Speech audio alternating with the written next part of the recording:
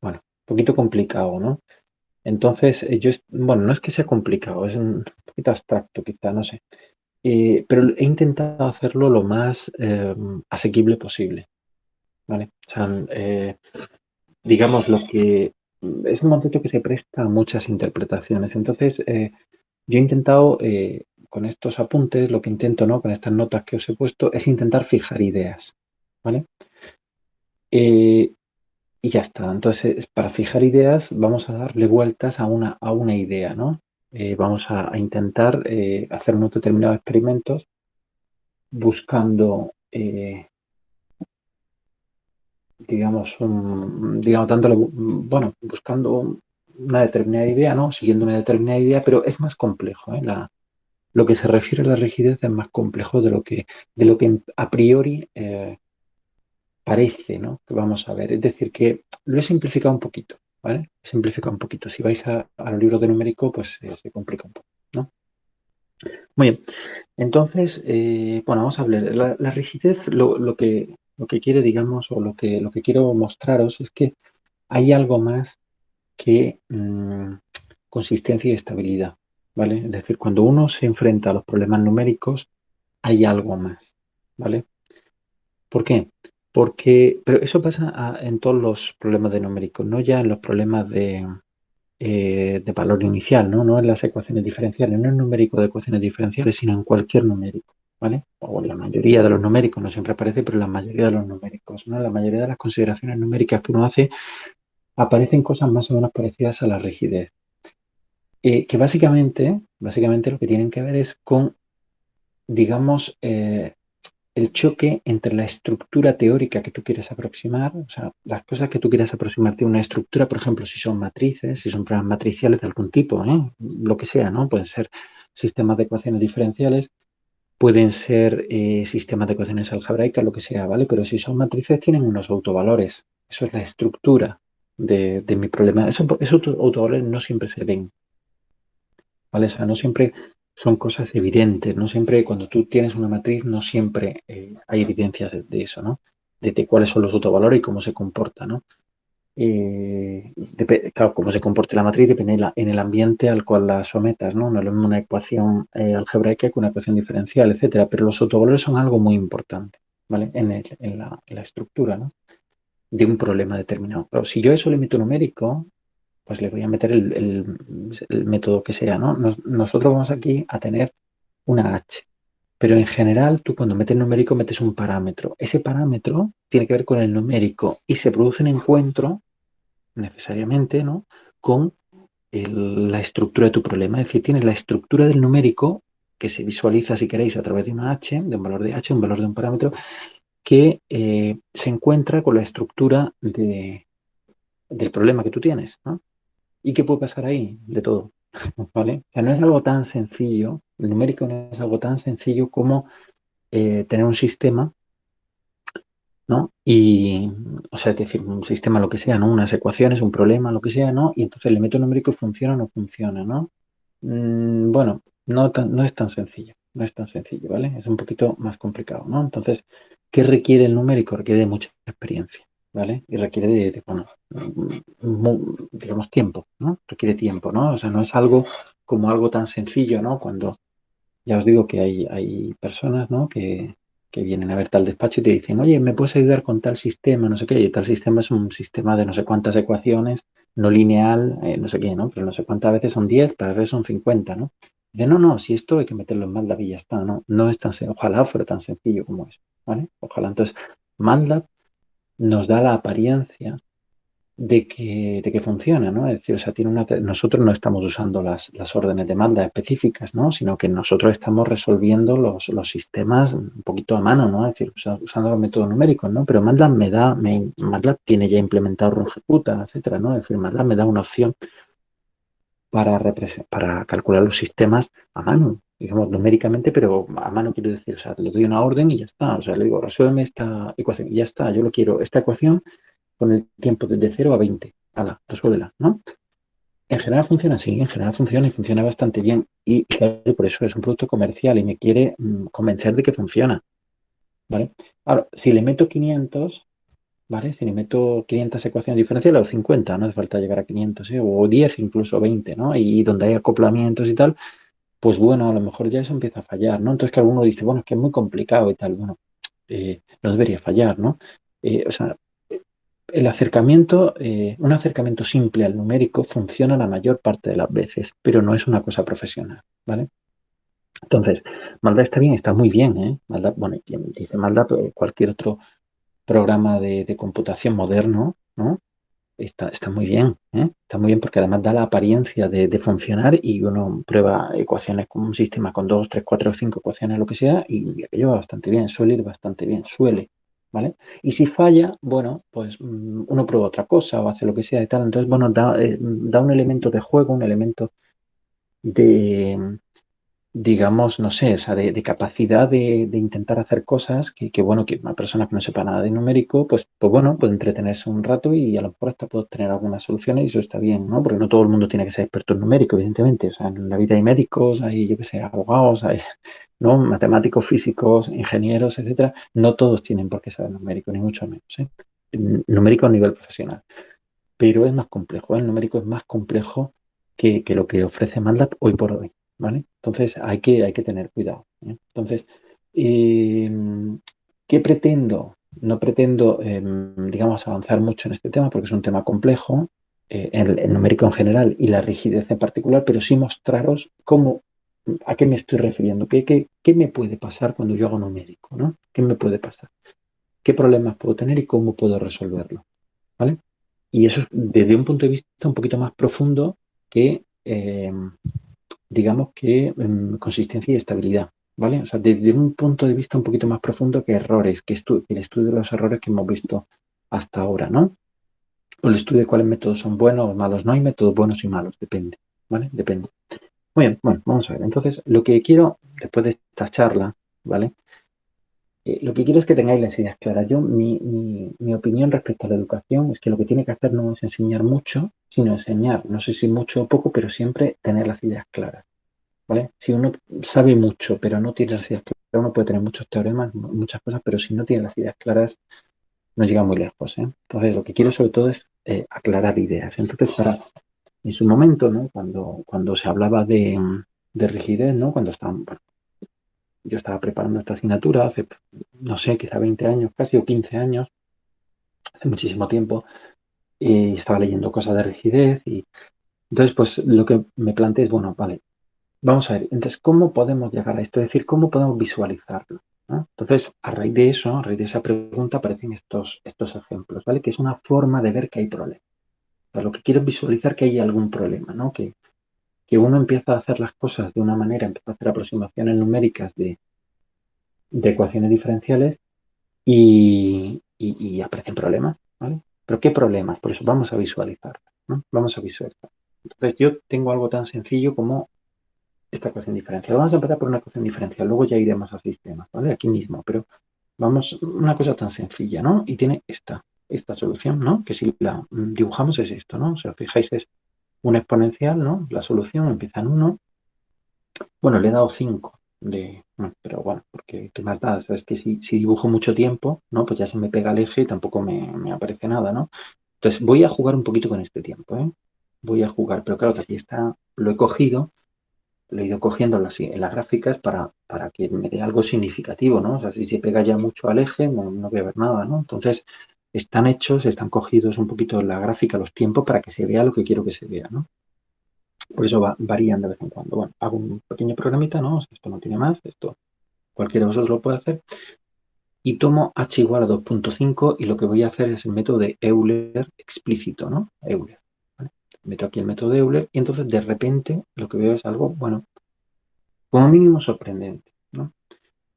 ¿Qué me sorprende? Pues me sorprende que no tiene nada que ver. Aquí he llegado hasta 20, ¿no? Bueno, quizá no quería llegar tampoco hasta más grande a un tiempo más grande porque se me va, ¿no? Lo que observo es que esto no tiene absolutamente nada que ver. Voy a fijarme aquí, ¿vale? No me voy a fijar tanto en lo que está pasando por aquí, ¿no? Lo que está pasando en la solución, sino solamente en comportamientos asintóticos, que es lo que pasa para tiempo grande, ¿no?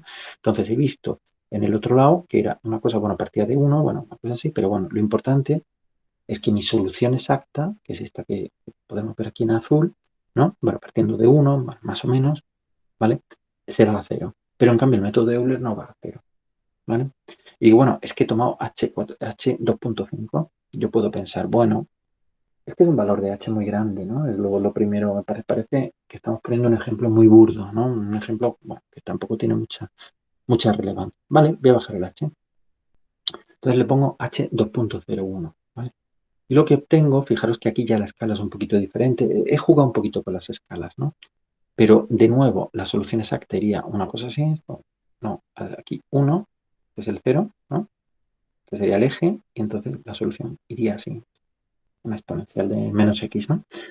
De nuevo, fijaros que aquí se produce una divergencia muy grande, ¿no? Aquí se produce una divergencia muy grande entre el valor exacto y el valor aproximado, ¿no? El valor que me da mi método numérico, ¿no? Se producen varias cosas. La primera es que hay una oscilación, ¿no? Pero olvidemos la oscilación, ¿no? No es eso en lo que quiero fijarme ahora, ¿no?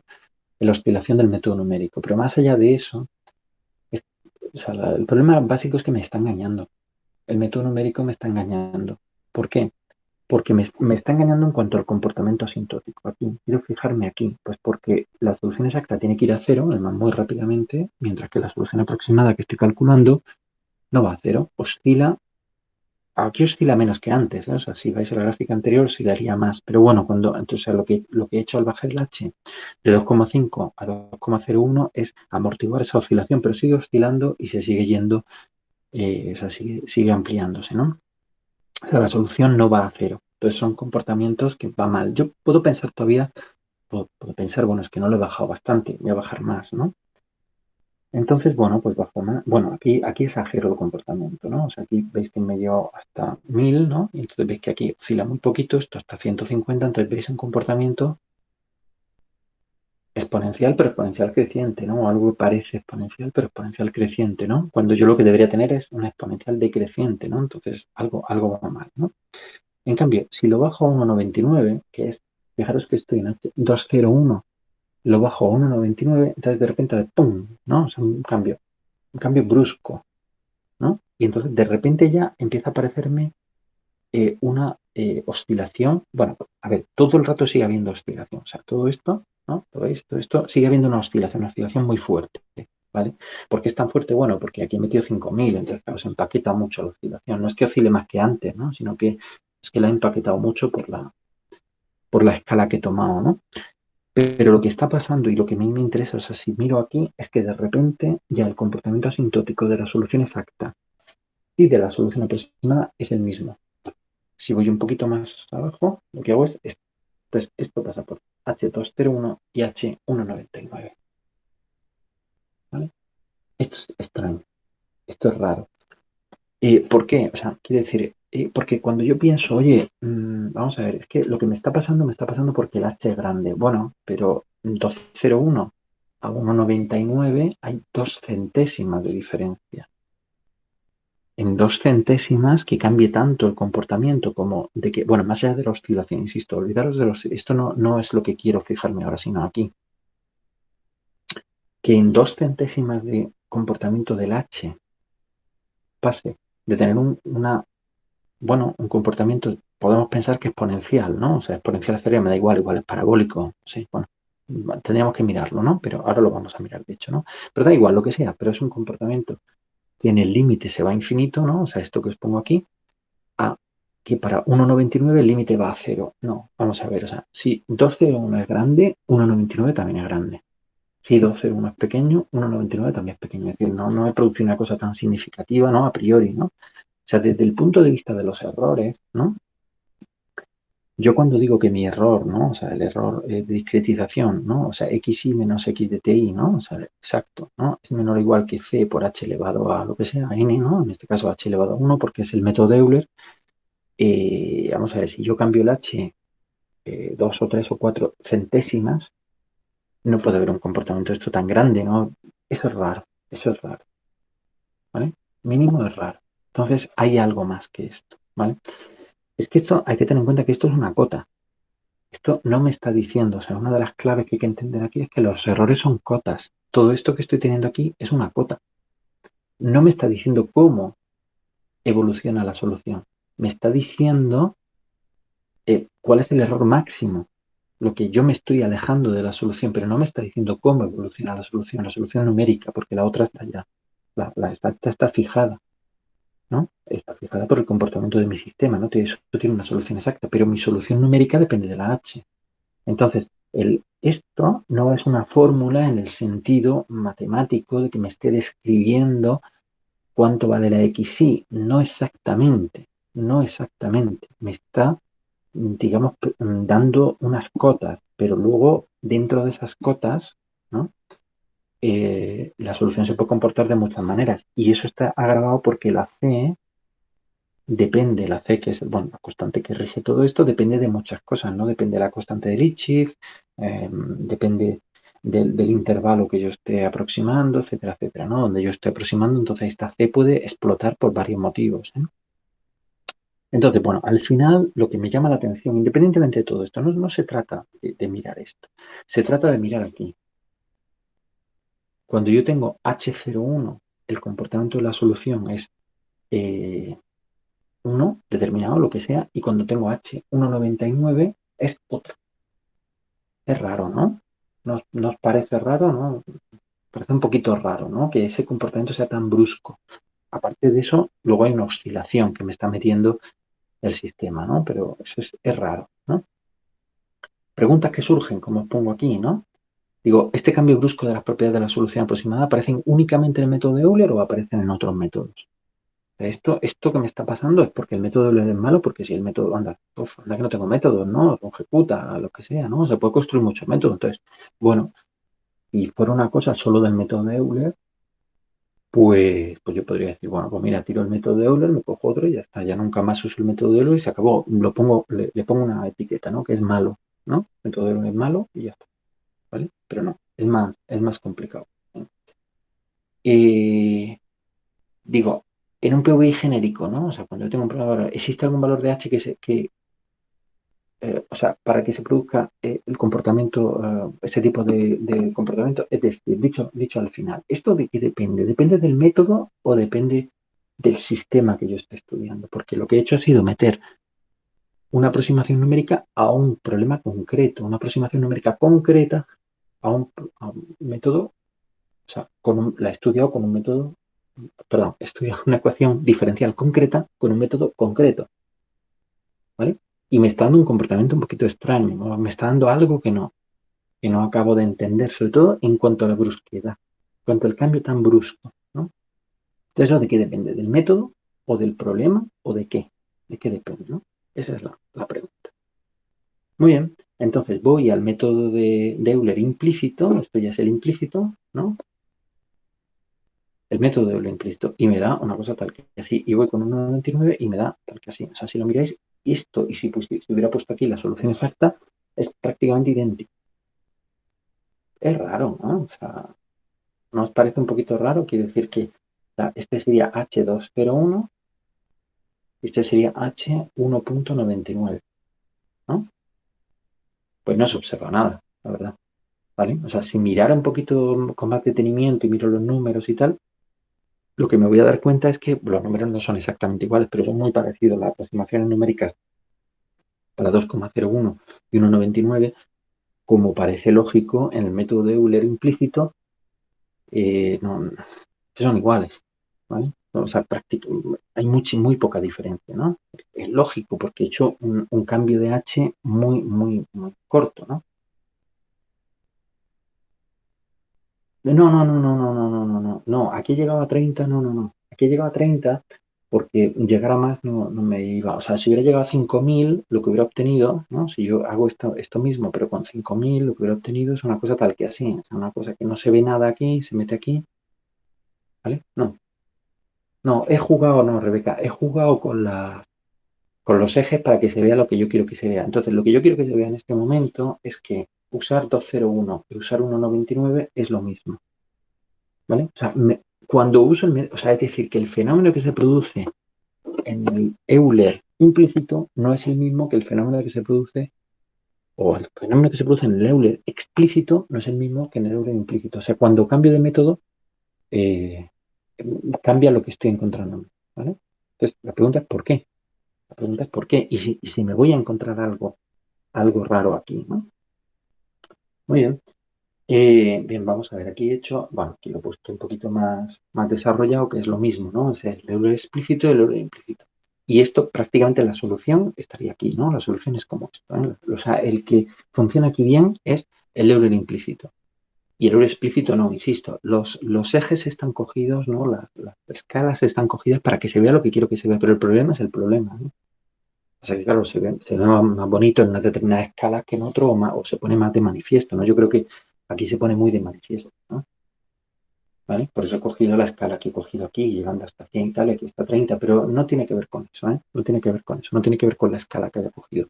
Tenemos un problema grande, problema gordo y es cambios bruscos de mi sistema, o sea, de la solución que me dan ciertos métodos. En este caso hemos visto uno, pero no, ya veremos que pasa mucho, ¿vale? Cambios bruscos de la solución, digamos, en unos determinados valores. Punto. Eso es la rigidez. Pero eso tampoco tiene necesariamente que ver con tiempos largos, ¿eh? O sea, lo he introducido para tiempos largos, es verdad. O sea, he cogido tiempos muy largos, ¿vale? Pero no necesariamente tiene que ver con tiempos largos, tiene que ver con estructuras. Es diferente, ¿vale? O sea, quiere decir, se puede ver desde muchos puntos de vista. Bien, vamos a seguir. Otro ejemplo. Este ejemplo para mí es todavía más dramático, ¿no? O sea, otro ejemplo. En este ejemplo, lo que vamos a hacer, si lo miráis aquí, ¿no? Tengo dos ecuaciones diferenciales, ¿vale? Pero la cuestión es que las voy a resolver a la vez, ¿vale? O sea, son idénticas, ¿no? Que la anterior tengo esta y que ponga aquí un 2 tampoco me va a modificar mucho la cosa, ¿no? O sea, es que es una exponencial o sea, va a caer más rápido la solución exacta, ¿no? Porque las soluciones de ambos son exponenciales que caen, ¿no? Entonces, bueno, pues ya está, no tiene más historia, ¿no? Y bueno, que he puesto aquí, creo que, bueno, para hacer la simulación numérica, pues podemos poner un 1, ¿no? Pero esto lo voy a poner de forma matricial y entonces al expresar mi sistema de forma matricial, ¿no? Bueno, ya me contaréis también qué tal ha ido la práctica el jueves, ¿no? No. Hablamos de todo y el viernes, ¿no? De práctica el jueves y el viernes me contáis qué tal ha ido la práctica esta de la que os puse para Semana Santa, ¿no? Pero bueno, sí, es parecido lo que tenéis que hacer a todo esto, ¿no? Que es que vamos a construir, o sea, nuestro sistema de ecuaciones diferenciales lo vamos a poner de forma matricial, ¿vale? Y entonces, bueno, al final queda una cosa tal que así, donde la A vale esto, ¿vale? Vale. Y entonces cuando yo intento resolver, lo que veo, bueno, cuando yo resuelvo, porque esto se puede resolver a mano, pues veo que la solución me va a cero y ya está, ¿vale? Muy bien. Entonces, bueno, yo me hago mi simulación numérica y entonces lo que está pasando es esto. Lo que estoy usando aquí es el método de Euler, lo digo, ¿no? El método de Euler explícito, ¿no? Entonces, pongo H2,1, ¿vale? Entonces veo que la parte de la X se está yendo para arriba. Esta es la X, ¿no? Y esta es la Y, ¿vale? La parte de la Y también. Bueno, por lo menos el consuelo es que si hay fallo, ¿vale? Y falla los dos. El problema viene después, viene cuando hago H19, la parte de la X ya va a cero. Independientemente de que haya vibración también, ¿vale? O que haya oscilación, pero más allá de eso, vamos a fijarnos aquí. La solución va a cero. En cambio aquí no. Y esto es todavía peor que antes, ¿vale? 1.1. Aquí os las he puesto las dos juntas. Entonces, la solución azul, que es la de la X, va a cero, pero la solución roja no va a cero. Finalmente, H09, las dos soluciones van a cero. Y H01, las dos soluciones van a cero apropiadamente. ¿Vale? Entonces, aquí, ¿qué es lo que quiero expresar? Para mí, la más dramática es esta. O esta, me da igual, o sea, cualquiera que queráis ver, cualquiera de las dos. Lo que me dice es que en un determinado momento, cuando yo estoy resolviendo un sistema de ecuaciones diferenciales, ¿vale? Este está desacoplado, ¿vale? Es un poco de trampa porque podría haberla resuelto las dos, cada una por separado, pero si yo las mezclo en una matriz y las meto dentro de un sistema, que a veces puede evitarse, a veces no, ¿vale? Lo que estoy haciendo es forzar a las dos soluciones, ¿vale? Estoy calculando las dos soluciones con un mismo H, con un mismo método y con un mismo H. No tiene sentido que una matriz, ¿no? Que un sistema matricial lo resuelva un pedazo con un método, otro pedazo con otro método. Eso no tiene sentido, ¿vale? Porque es una matriz, no la puedo romper a cachos, ¿vale? Entonces, lo que me está diciendo aquí, para mí, si queréis, podemos mirarlo aquí con un h determinado, el que sea, que no sé si es pequeño o grande, depende, eso podríamos opinarlo, ¿no? Lo que me está pasando es que una parte de la solución es apropiada y otra parte no es apropiada. Y eso es dramático, porque eso significa que dependiendo de en qué me fije, voy a fallar o no. Eso es absolutamente terrible. Es decir, si algo funciona mal, vale, ¿no? O sea, quiere decir, o sea, vale, un método no funciona en un determinado sistema. Bueno, vale, bien. ¿Que un método funciona? Vale, bien, también, ¿no? Pero que un método a veces funcione o a veces no funcione, ostras, depende de la parte del... Pues eso pasa en numérico, eso pasa en numérico. O sea, dependiendo de la información, cuando yo tengo un sistema complejo, un mismo método con un mismo H, cuando yo extraigo cierta parte de la información, funciona, pero cuando extraigo otra, no. Ostras, eso es preocupante. Es muy preocupante porque ya no es que funcione o no funcione, sino que el método funciona mal a veces. Unas veces funciona bien y otras veces funciona mal. Bueno, mal rollo, ¿no? O sea, no sé qué os parece, ¿no? Pues podéis decirme por el chat, ¿no? Pero es preocupante. Para unos valores de H que antes era 2 y ahora es 1. Ahora donde viene el problema es en 1, no es en 2. En 2 también, pero en 1 también. Entonces, ¿qué está pasando aquí? ¿No? Todo esto, todo esto son cosas que aparecen, ¿eh? Es decir, y todo esto ha impactado en la historia de las matemáticas, ¿eh? O sea, todo esto ha impactado. De hecho, en el descubrimiento, os cuento un poquito como anécdota, ¿no? Es que, bueno, cuando uno hace numérico y tal, ya, uno en principio tampoco se plantea todo este tipo de cosas, ¿eh? O sea, uno en principio lo que hace es simulaciones numéricas, ¿no? Cuando tiene ordenador, claro, si no tienes ordenador, ¿no? Si te sitúas, por ejemplo, en los años, yo qué sé, no sé, o sea, a principios del siglo XX, pues no había ordenadores, ¿no? Entonces, las simulaciones numéricas que uno podía hacer eran muy limitadas, ¿no? Porque no tenía que calcular las cosas a mano, ¿no? En un determinado momento, ¿no? Lo que pasa, bueno, hay muchos motivos y tampoco voy a recorrer la historia porque es largo, pero en un momento determinado lo que pasa es que se aparece la necesidad de resolver ecuaciones diferenciales muy rápidamente, ¿no? Entonces, bueno, un poco en respuesta a eso, o mucho en respuesta a eso, es la aparición de la informática, la aparición de los ordenadores. Es decir, o sea, no podemos vivir sin ordenadores. Es decir, no es que los ordenadores se hayan adueñado de nuestra vida, no es eso. Es que teníamos unas necesidades que, bueno, es que es muy complejo, ¿no? Tiene que ver con necesidades militares y etcétera, ¿no? Necesidad científica, etcétera. O sea, bueno, una serie de cosas que podríamos analizar, pero no es el momento, ¿no? Pero a lo largo del siglo XX nos hemos visto forzados digamos, a inventar la informática, ¿vale? La hemos tenido que inventar porque no podíamos. Ya llega un momento que las necesidades eran tan grandes que nos hemos visto forzados a hacerlo. Y nos hemos visto forzados a resolver sistemas rápidamente, ¿vale? En ese proceso, el numérico ha tomado mucho interés, ¿no? Por eso tenemos una asignatura que se llama numérico y no tenemos otras asignaturas, ¿vale? Que también podríamos tener y cosas que han sido importantes en el siglo XX o que están siendo importantes en el siglo XXI. Tenemos esta asignatura porque ha formado parte de la historia del siglo XX y eso es interesante, ¿vale? Es decir, o sea, la capacidad de cálculo que tenemos nos la hemos ganado, porque hemos querido como sociedad inventarlo, ¿no? Y luego hay gente que se tiene que poner a mano y eso, bueno, cuando uno tiene una necesidad, pues bueno, a veces se tarda pues, 10 años en resolverla, 20, 30, 50, los que sean, pero al final se resuelve, ¿no? El ser humano es así, en buena parte se resuelve, ¿no? Entonces, cuando uno inventa los ordenadores, ¿no? Sobre todo después de la Segunda Guerra Mundial, años 50, ¿no? Los primeros ordenadores, años 60, etcétera, uno empieza a hacer esquemas numéricos, empieza a hacer numérico un poco a lo bestia, ¿no? O sea, mucho numérico, ¿no? Sobre todo en Estados Unidos, ¿no? Que es los que disponían de estas máquinas en ese momento, ¿no? Hoy día ya las dispone todo el mundo, ¿no? Entonces tú puedes tener un estudio numérico de la isla de Madagascar y puede ser muy bueno, ¿no? Porque es que tienen tan buenos ordenadores ellos como en Yale, ¿no? O en Harvard o en Oxford, ¿no? Digo, París o en Madrid, ¿no? Entonces, claro, hoy día puedes tener experimentos numéricos de cualquier parte del mundo, ¿no? Cuando esto se inventa, no. Entonces, bueno, no me quiero enrollar mucho, pero este tipo de cosas que os estoy poniendo aquí de manera muy esquemática pasaron en su momento, en los años 70. Entonces, en los años 70 cuando uno empieza a hacer métodos numéricos masivamente, se da cuenta de que hay cosas que salen y cosas que no salen, ¿vale? Hay experimentos que salen que de repente salen y no. Y experimentos que en mitad se paran y dejan de funcionar, ¿no? Entonces, todo esto es historia, ¿no? Todo esto es historia de las matemáticas, de la informática, pero repercute. Entonces, o sea, quiero decir, hace que se desarrolle la teoría. Entonces, todo este tipo de cosas, de que a veces los ordenadores funcionen bien y a veces no, bueno, los ordenadores, los programas informáticos, ¿no?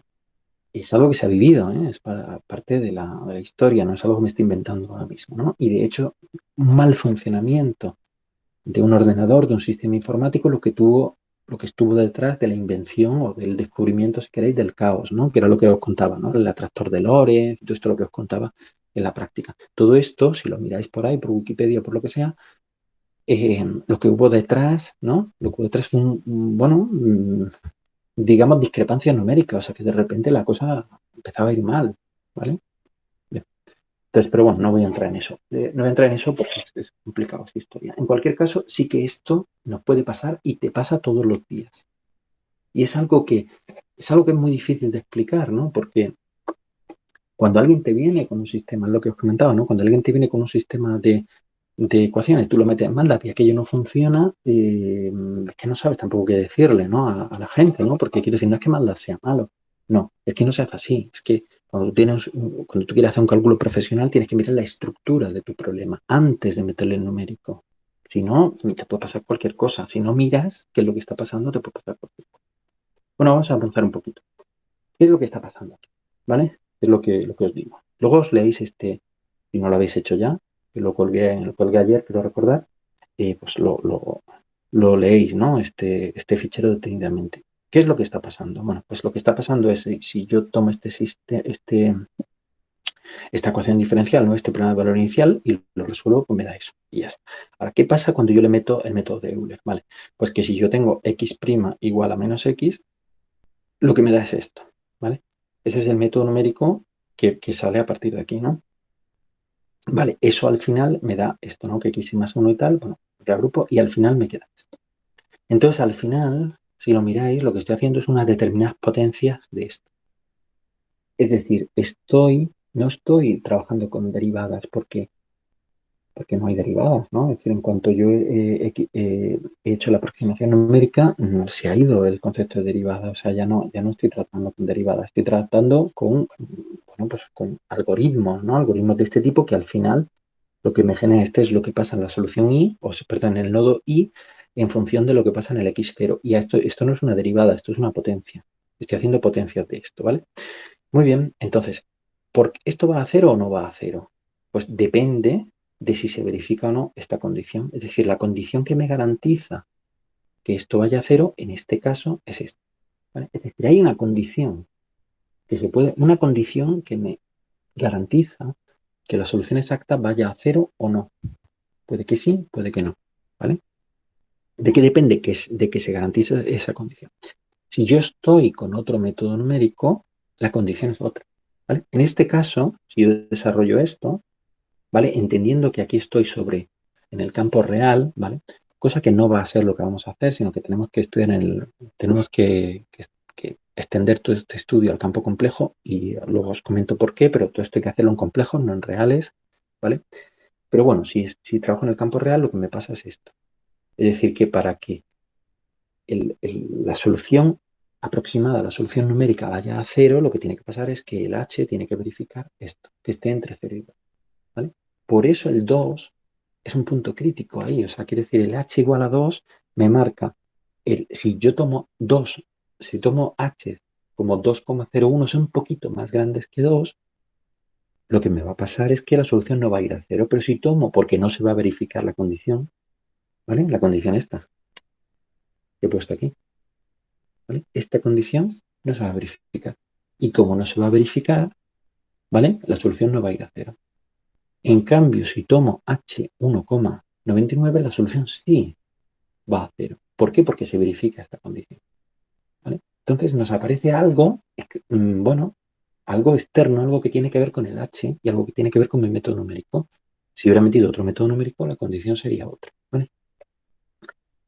Muy bien, pues esto ya es una explicación, ya es una primera explicación de lo que está pasando. Lo que pasa es que tenemos que hacer una explicación general, lógicamente. O sea, no podemos quedarnos con una explicación tan grosera, pero es una primera explicación, ¿vale? Por eso lo que pretendo es que lo visualicéis, ¿vale? O sea, quiero decir, pretendo que veáis de dónde salen un poco las cosas. Luego está la teoría, ¿vale? La teoría, lógicamente, lo tiene que generalizar, pero si uno va directamente al teorema, se puede quedar un poquito a medias, ¿eh? Y no va a entender nada. Bueno, este es el comportamiento de los XY, ¿vale? Entonces, más allá de que oscile o no, la cuestión es que si H está entre 0 y 2, me voy a ir a 0 y será distinto de 0 si H es mayor que 2. O sea, que en esta zona la solución exacta va a imitar correctamente a la solución, perdón, la solución aproximada va a imitar correctamente a la solución exacta. En la otra zona no, en H mayor que 2 no. ¿Vale? Bien. ¿Qué es lo que pasa si cojo el método de Euler implícito? Vale, entonces tengo esto, pero ahora aquí está el X y más 1. Hacer esto despacito, ¿eh? Entonces queda esto. Entonces ahora esto está abajo, no está arriba. ¿Vale? Entonces, ¿qué pasa? Que esto va a ir a 0 incondicionalmente sobre H, o sea, sin condiciones sobre H efectual. Eso es lo que H tiene que ser mayor que 0, pero bueno, obviamente el paso tiene que ser mayor que 0.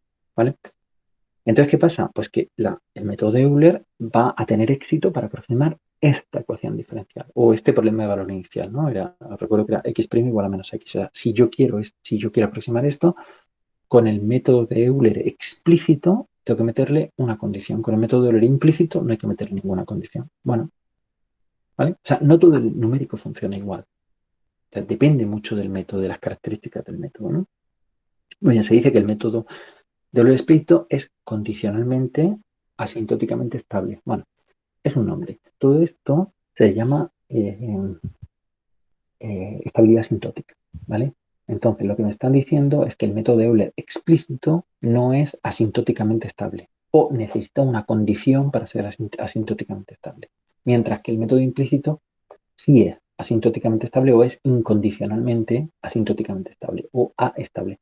Se le pone A estable para distinguirlo de la estabilidad, de la otra estabilidad, que a mí no me gusta ponerle apellido. Normalmente la otra estabilidad se llama O estabilidad, esta se llama A estabilidad. Bueno, es decir, que un método para ser bueno, un método para ser bueno tiene que ser consistente y o estable. O sea, tiene que ser consistente y estable en el sentido de lo que habíamos dicho antes de Semana Santa, ¿no? Pero la A estabilidad es algo más y, digamos, le da un extra porque no me tengo que preocupar. Entonces, ¿los métodos asintóticamente estables son buenos? Depende, ¿vale? O sea, es como todo, depende. No hay no hay una relación, ¿no? O sea, depende de lo que quieras hacer en numérico. No es algo, digamos, uniforme, no es algo general. Ojo, porque nosotros estamos acostumbrados, digamos, desde el punto de vista matemático, ¿no? A resolver problemas y a resolverlos de manera exacta. Y entonces cuando uno resuelve los problemas de manera exacta, uno tiene un concepto de solución, ¿vale? Termino ya pronto, que son el 43, dadme un par de minutos más. Uno quiere una solución, ¿no? Cuando uno tiene un problema, uno quiere una solución, ¿vale? Entonces, la solución esa no es ni buena ni mala, es la solución, punto. Cuando uno mete el numérico, ya no está tan claro, ¿vale? Ya no está tan claro qué es la solución, porque dependiendo del método, cuál es el método bueno, cuál es el método malo, o sea, todo se convierte mucho más complejo. Entonces, es lo que ha pasado, ¿no? A lo largo del siglo XXI, sí, siglo XX, y lleva pasando a lo largo del siglo XXI. Las cosas son más complicadas, ¿no?